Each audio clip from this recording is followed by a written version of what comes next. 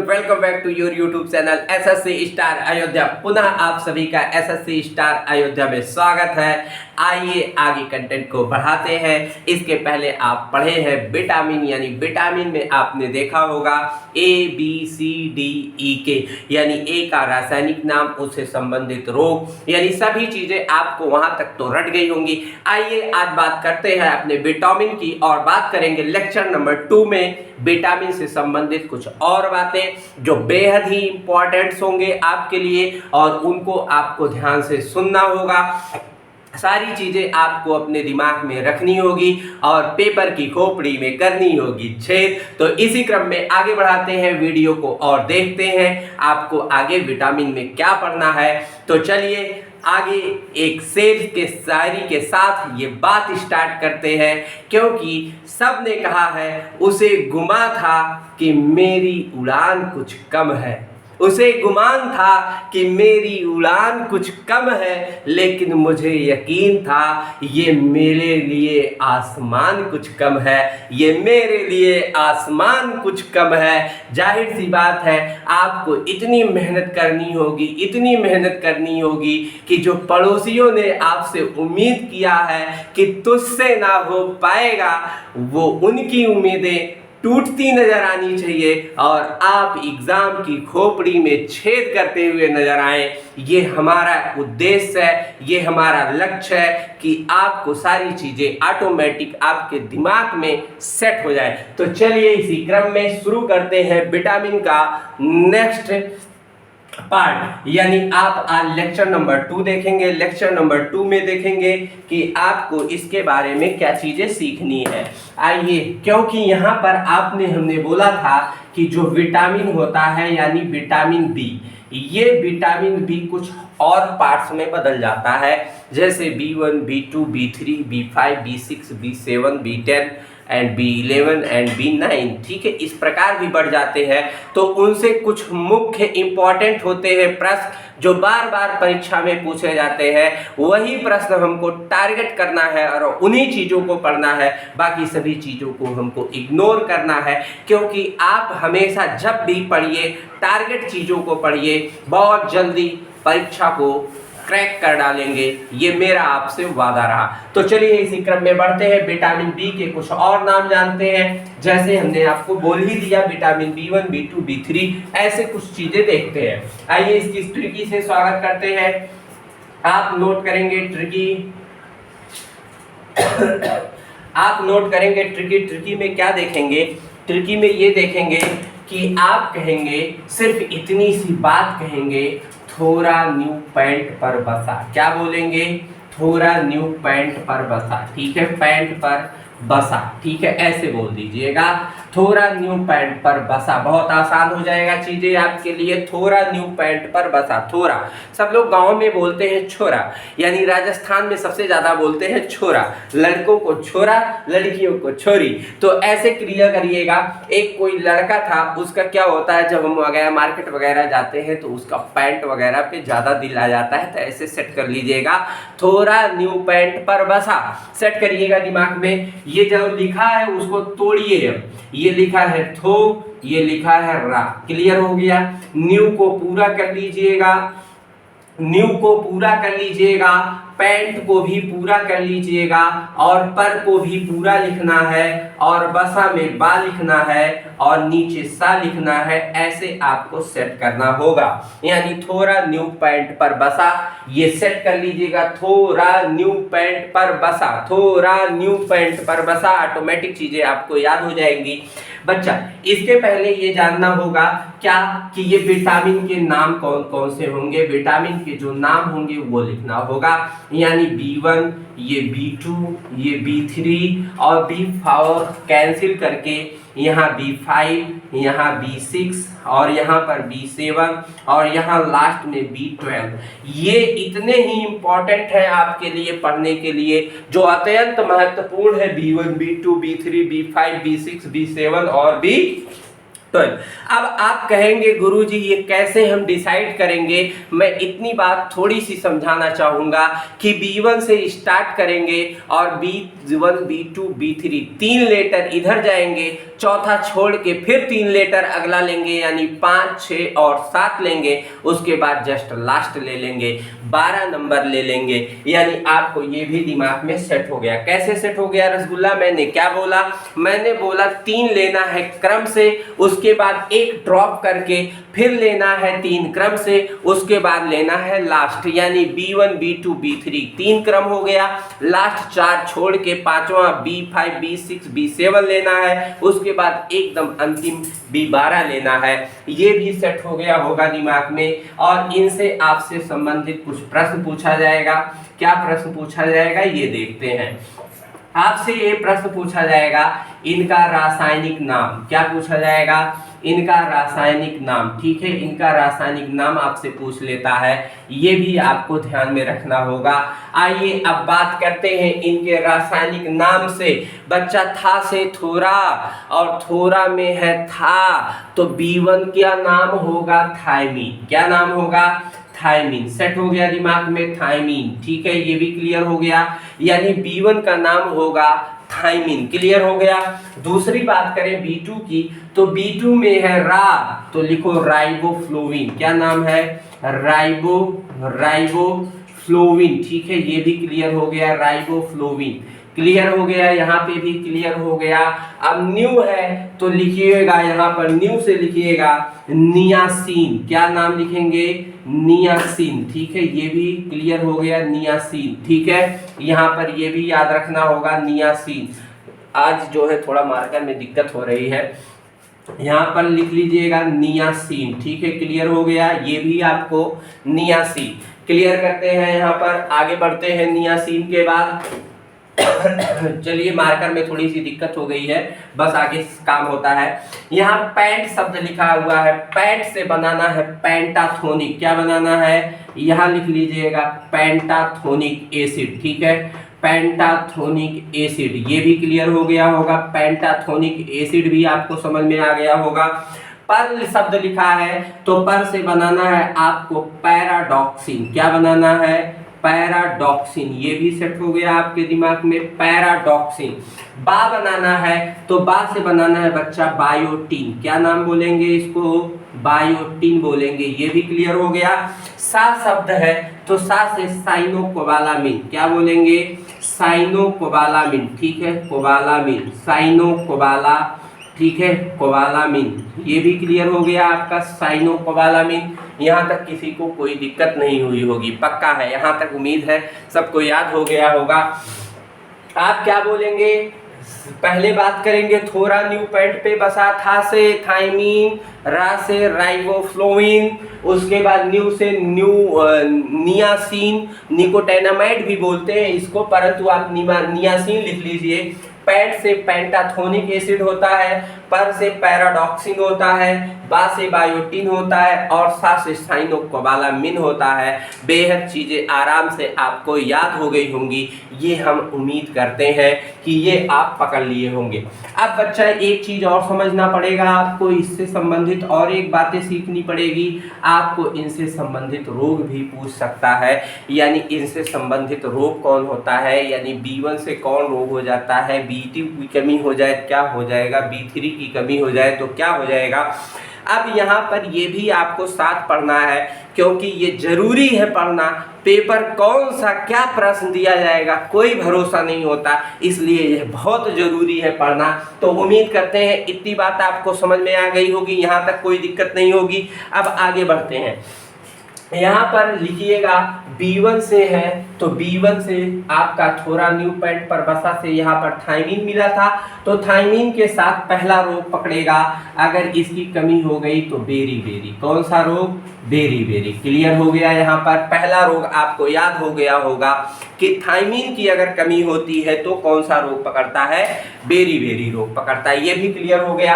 आगे बढ़ाते हैं अगर बात को, तो यहाँ राइबोफ्लोविन शब्द लिखा है। राइबोफ्लोविन की बात करेंगे तो यहाँ पर लिखिएगा क्या होता है?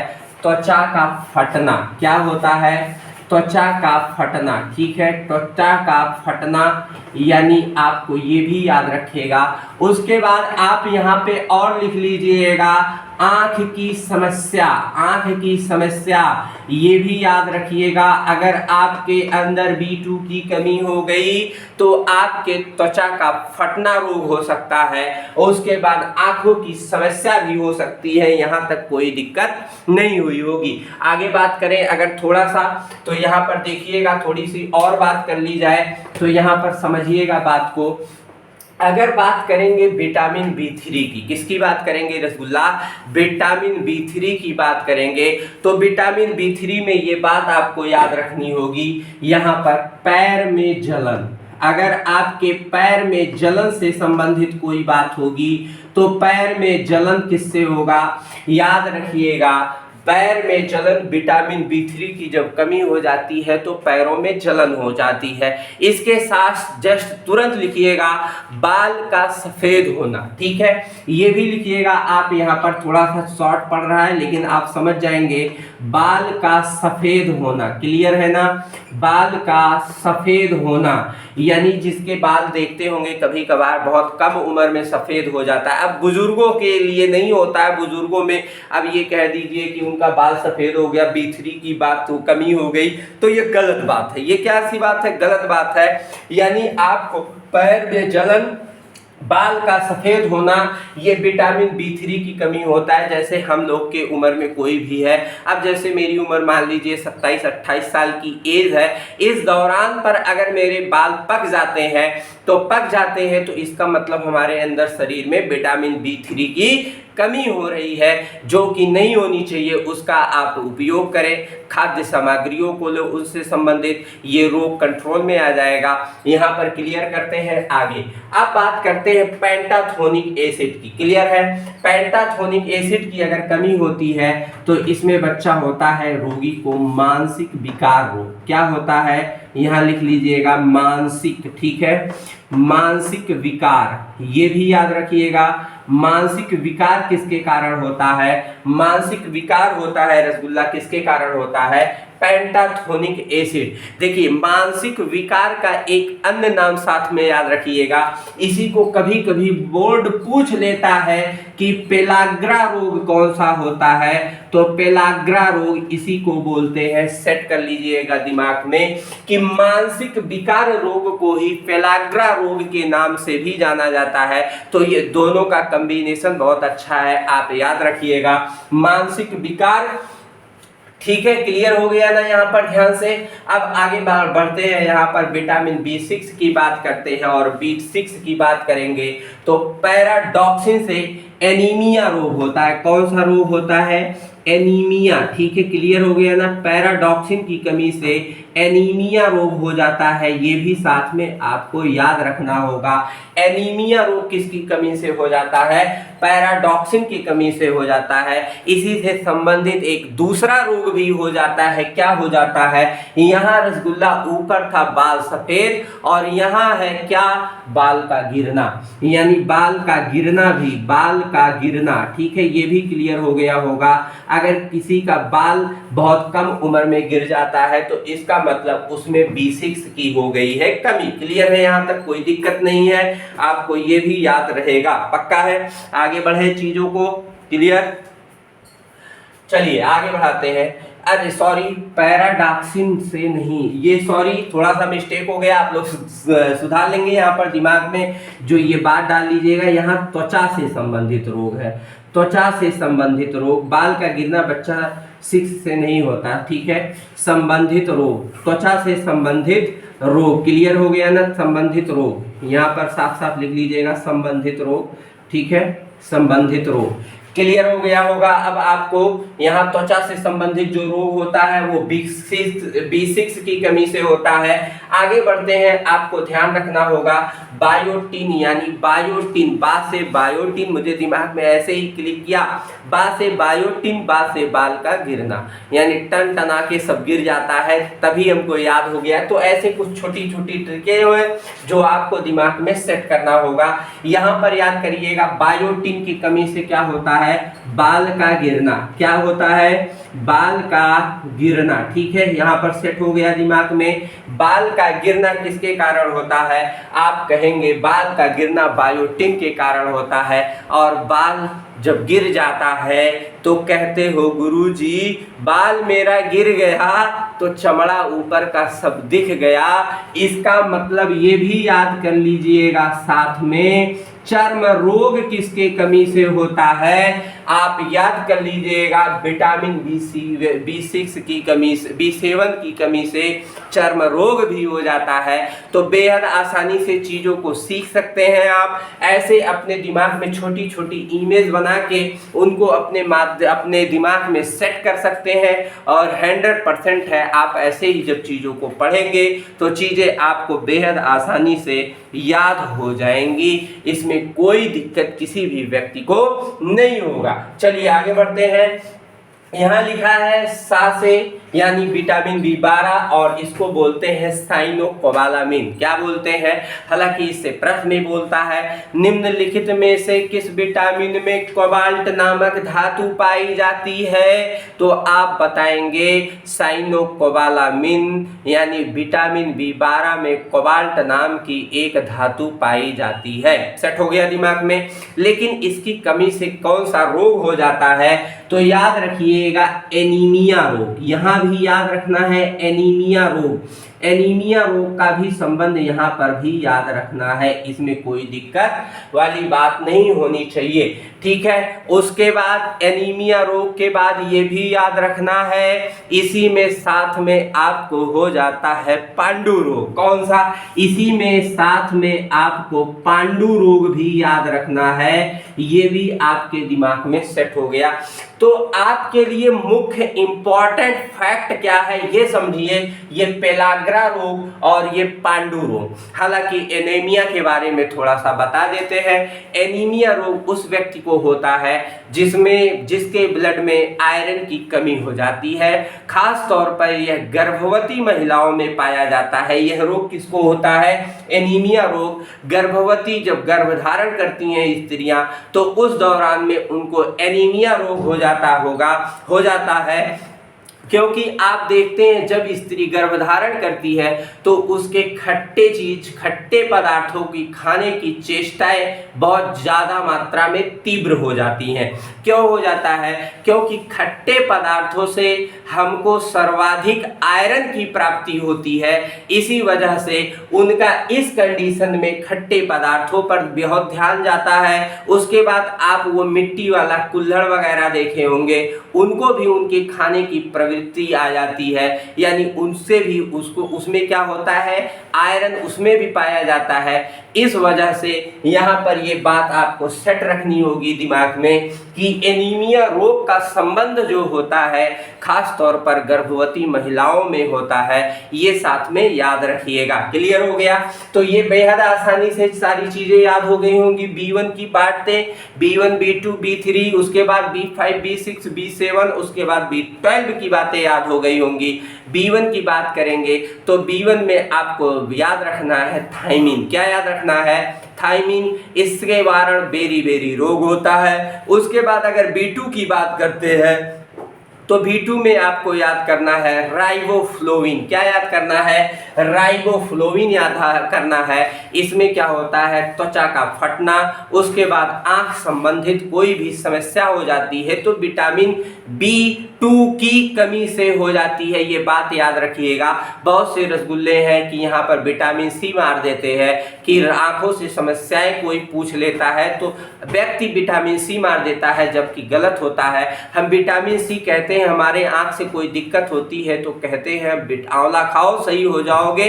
इसका मतलब वो बच्चा सही करता है, ना कि कोई बाल से संबंधित समस्याएं पैदा करता है। तो ये बात कभी भी आप इस दौरान पर ये नहीं समझेंगे कि आपको कैसे इन चीज़ों को करना है। तो आपको ये उम्मीद है कि आप ये चीज़ें सीख गए होंगे।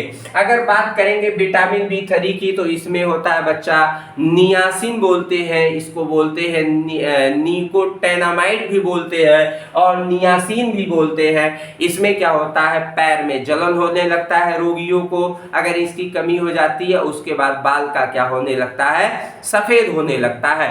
जबकि बाल का गिरना B7 का काम है, बा से साथ। तो यहाँ पे याद रखिएगा बायोटिन के बा से बायोटिन, बा से बाल का गिरना। ठीक है, कर क्लियर हो गया। अगर पेंटाथोनिक B5 की बात करेंगे तो पेंटाथोनिक एसिड होता है। पेंटाथोनिक एसिड मतलब मानसिक विकार मतलब कोई पागल हो जाता है। तो देखते होंगे अक्सर पागल जो लोग होते हैं उनको पैंट से कोई मतलब नहीं होता है। तो ऐसे दिमाग में सेट करेंगे तो पेंटाथोनिक एसिड हो जाएगा मानसिक विकार। पेलाग्रा रोग भी इसको कहा जाएगा। तो इसके साथ में ये भी याद रखिएगा, पेलाग्रा रोग का संबंध विटामिन B5 के कारण होता है। आगे बढ़ते हैं, विटामिन C को देखते हैं तो पैराडॉक्सिन बोलते हैं। विटामिन को क्या बोलते हैं, विटामिन यहाँ पर 6 की बात कर रहे हैं तो पैराडॉक्सिन बोलते हैं। इसके कारण एनीमिया रोग हो जाता है और इसके साथ त्वचा से संबंधित कोई भी बीमारी हो सकती है। तो इसको विटामिन 6 को मेंटेन रखिए और इससे आप बच सकते हैं कि एनीमिया रोग के में सहायक मतलब बच सकते हैं, त्वचा से संबंधित कोई भी समस्याओं से बच सकते हैं। B7 की बात करेंगे तो बायोटिन होता है, बा से बाल का गिरना। और जैसे बाल का गिर जाता है तो चमड़ा दिखने लगता है, तो इसके साथ चर्म रोग भी हो जाएगा। आपको याद हो गया होगा विटामिन B12 यानी साइनोकोबालामिन, कोबाला से याद रखना है, कोबाल्ट धातु किसमें पाई जाती है, तो कोबालामिन यानी साइनोकोबालामिन B12 में पाई जाती है। और इसके कमी से रसगुल्ला स्त्रियों में एनीमिया रोग हो जाता है और उसी का नाम क्या लेंगे अब, अगला दूसरा रोग क्या हो जाता है, पांडु रोग हो जाता है। तो उम्मीद करते हैं ये B7 का काम होता है समाप्त। और आज के लिए बस इतना ही, मिलते हैं आपको विटामिन के लेक्चर नंबर 3 में कुछ और चीज़ें जानकारी देने के लिए। तब तक के लिए अपना ध्यान रखिएगा। अगर वीडियो अच्छा लगे तो अपना प्यार जरूर दीजिएगा इस पर। तो आज के लिए बस इतना ही है, तब तक के लिए जय हिंद।